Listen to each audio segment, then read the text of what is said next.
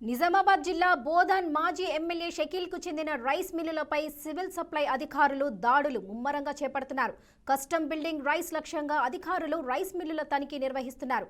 ఇక మాజీ ఎమ్మెల్యే షకీల్ బంధువుల రైస్ మిల్లులపై పౌర సరఫరాల శాఖ అధికారులు తనిఖీలు చేపట్టారు.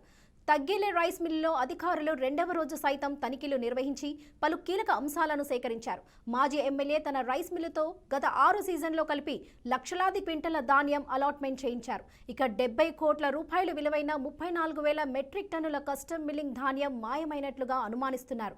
ఇక ఒక్కరోజు తనిఖీలోనే సుమారు 9 కోట్ల ధాన్యం మాయమైనట్లు అధికారులు గుర్తించారు.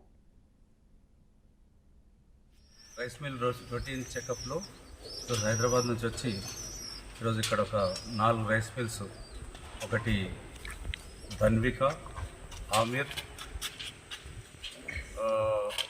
రాహిల్, రాసు, ఈ 4 రైస్ మిల్లు ఇక్కడ చెక్ చేయడం జరిగింది.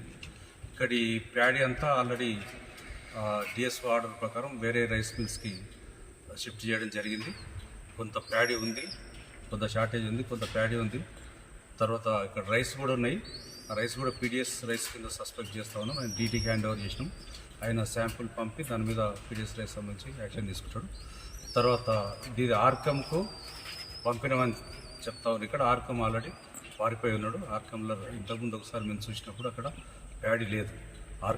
ఆర్కమ్కు ఏదైతే ప్యాడీ ఇచ్చారో వాళ్ళు ఆల్రెడీ అమ్ముకున్నట్టున్నది. వాడు పారిపోయినాడు. దాని మీద కాంప్లీట్ ఇవ్వమని డీటీకి కూడా చెప్పాను. ఈరోజు కాంప్లీట్ ఇస్తున్నాడు దాని మీద. ఇక మిగతా రైస్ మిల్ ఎక్కడైతే ప్యాడీ విలేజ్ పోయిందో అవన్నీ చెక్ చేయాల్సింది, ఇన్స్పెక్షన్ చేయాల్సింది.